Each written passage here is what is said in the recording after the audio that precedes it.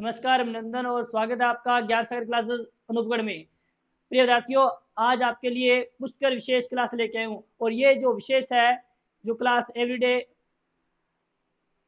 ज्ञान सागर क्लासेस अनूपगढ़ के YouTube channel पे आती है सुबह 6 बजे। ठीक है बच्चों, आज की जो विशेष क्लास है उसका नाम है पुष्कर विशेष। कौन सा बच्चों? पुष्कर झील विशेष। आज अपने बात करेंगे पुष्कर झील के बारे में कि पुष्कर झील कैसी झील है, इस झील का क्या उपनाम है, ये कौन सी झील है, इस झील का नामकरण कैसे पड़ा, इस झील का प्राचीन नाम क्या है, इसमें प्रमुख घाट कितने हैं, इस झील के किनारे और क्या क्या चीजें हैं, उनके बारे में बात करेंगे। प्रिय विद्यार्थियों, याद रखना ऐसी एक जैसे तथ्य सिर्फ ज्ञान सागर क्लासेस अनूपगढ़ पर ही आते हैं और अनूपगढ़ में ऐसा मैटर कोई नहीं करवा रहा। ठीक है भाई, आप याद रखना बच्चों, सिर्फ अनूपगढ़ में कौन करवा रहे हैं? रवि सर करवा रहे हैं। कौन करवा रहे हैं बच्चों? रवि सर करवा रहे हैं। ठीक है, बात करें सबसे पहले पुष्कर झील है वो कहाँ पर है? वो अजमेर में है बच्चों। कहाँ पर है?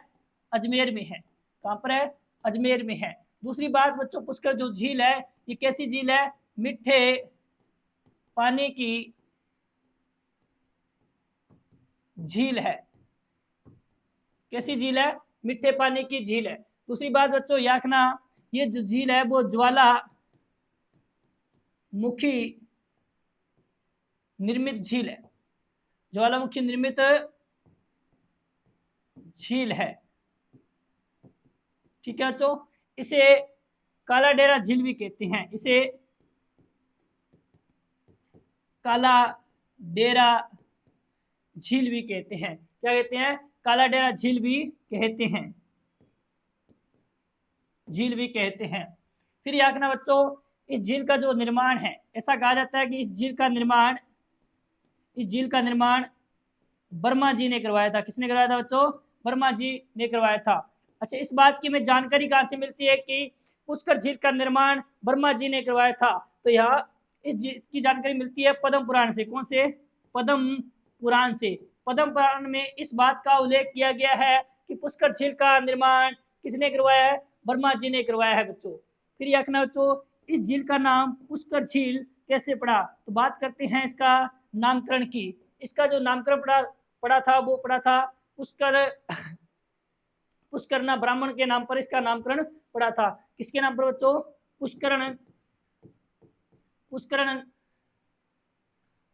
पुष्करना ब्राह्मण के नाम से इस झील का नाम पुष्कर झील पड़ा था बच्चों। याद रखना, इसके अलावा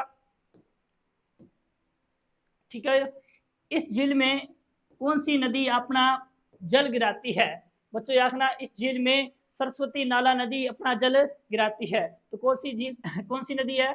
सरस्वती नाला नदी। सरस्वती नाला नदी इस झील में अपना जल गिराती है। प्रिय विद्यार्थियों याद रखना, इसके अलावा अपने और बात करते हैं पुष्कर झील के बारे में। इसके बारे में, पुष्कर झील के बारे में, इसके साथ साथ याद रखना बच्चों, इस झील में सरस्वती नदी अपना जल गिराती है। और इस झील के आकार की बात करें, इस झील का आकार कैसा है? तो याद रखना बच्चों, इस झील का आकार है वो अर्ध चंद्राकार आकार है। कैसा आकार है? अर्ध चंद्राकार आकार है। अपने बात करते हैं इस झील के उपनामों की। तो इस झील के कौन कौन से उपनाम हैं? आपके सामने उपनाम प्रमुख देखना भाई।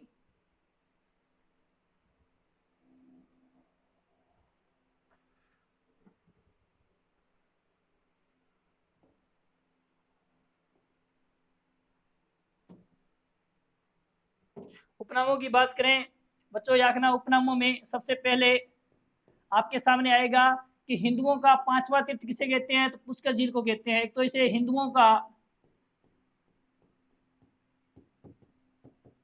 पांचवा तीर्थ कहते हैं बच्चों। हिंदुओं का पांचवा तीर्थ किसे कहते हैं? पुष्कर झील को कहते हैं। इसके अलावा इसे कोकण तीर्थ कहते हैं। क्या कहते हैं?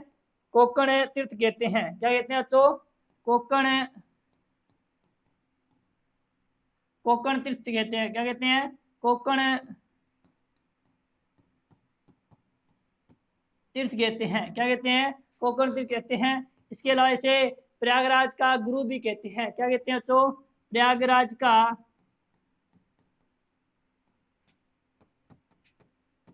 प्रयागराज का गुरु भी कहते हैं। इसके अलावा इसे तीर्थराज भी कहते हैं। क्या कहते हैं बच्चों?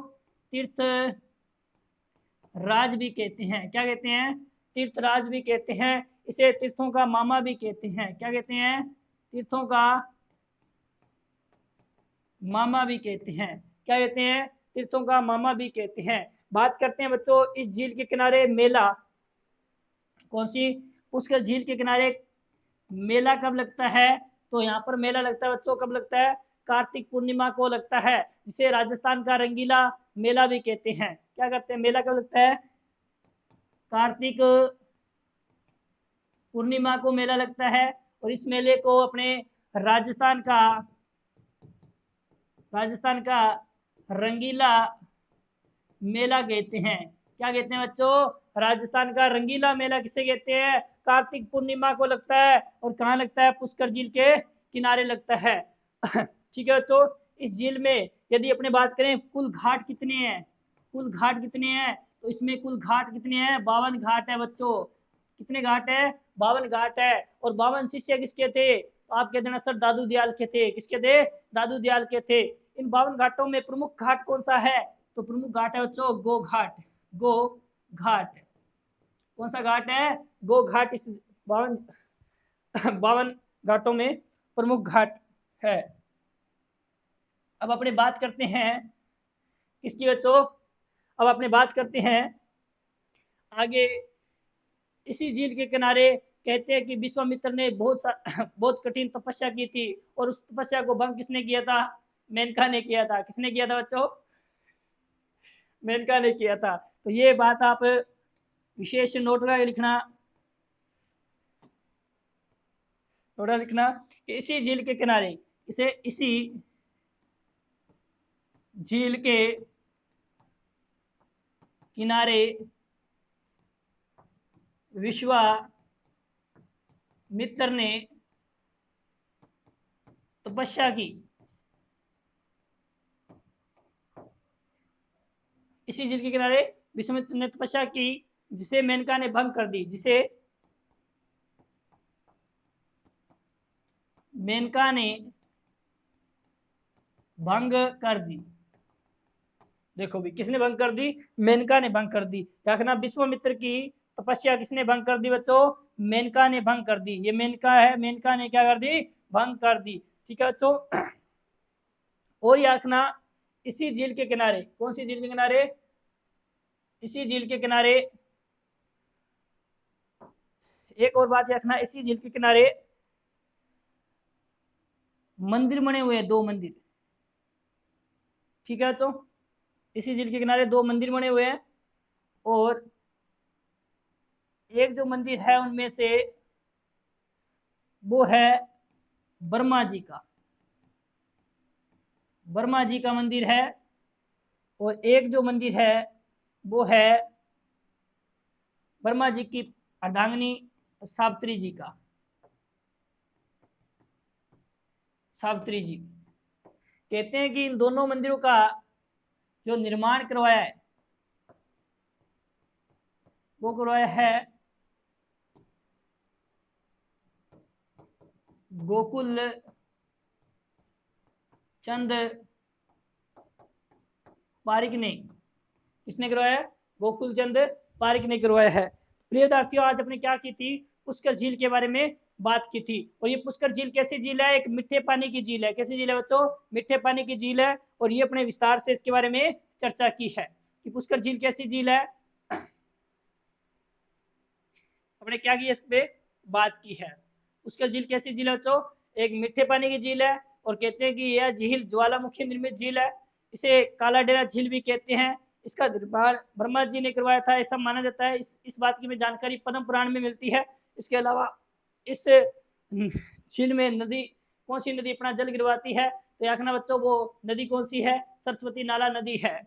ठीक है। फिर बात की थी अपने झील के आकार की। आकार कैसे है? अर्धचंद्राकार आकार है। उपनामों की बात करें तो इसे पुष्कर झील को हिंदुओं का 5वां तीर्थ कहते हैं, कोकण तीर्थ कहते हैं, प्रयागराज का गुरु कहते हैं। इसके अलावा इसे तीर्थराज भी कहते हैं। और इसके अलावा इसे तीर्थों का मामा भी कहते हैं। मेरा जो आपसे क्वेश्चन है वो है कि तीर्थों का भांजा किसे कहते हैं? ये बात आप कमेंट बॉक्स में बताना।